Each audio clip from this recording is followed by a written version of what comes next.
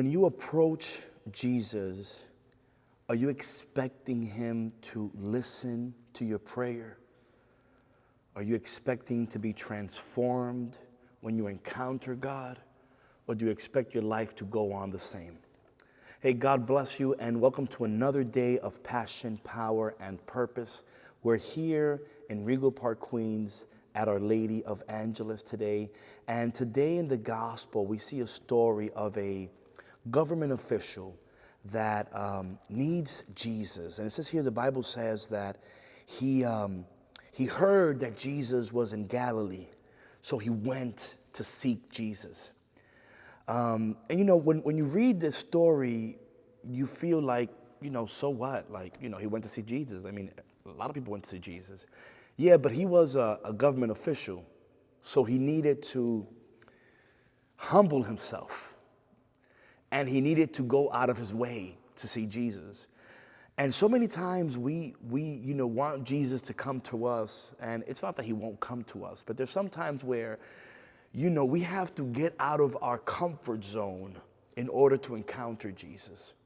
And a lot of times that happens when a need arrives in your life. Here we see that the official, his son was sick, so he needed to seek out Jesus. And sometimes, circumstances happen in your life that will lead you to seek Jesus. And maybe right now you're going through a time of need in your life where you have to seek God. And it doesn't mean that just because you're seeking God because you have a need, that God is going to reject you. But we see here that it says here that this high-ranking official, goes out to see Jesus. And, he goes because he wants, his son is about to die. And then Jesus says in verse 48, "None of you will ever believe unless you see miracles and wonders." "Sir," replied the official, "come with me before my child dies." Now, I want you to understand what's happening here.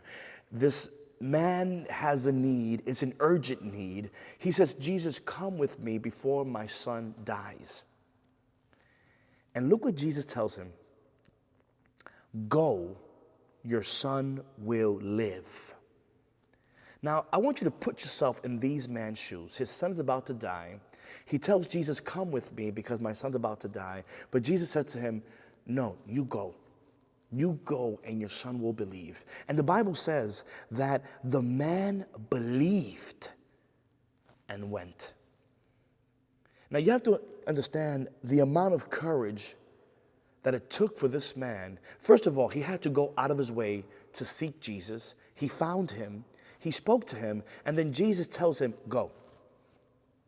Now, he's going back. I imagine that he told his family, "Don't worry, I'm going to get Jesus. I'll be right back."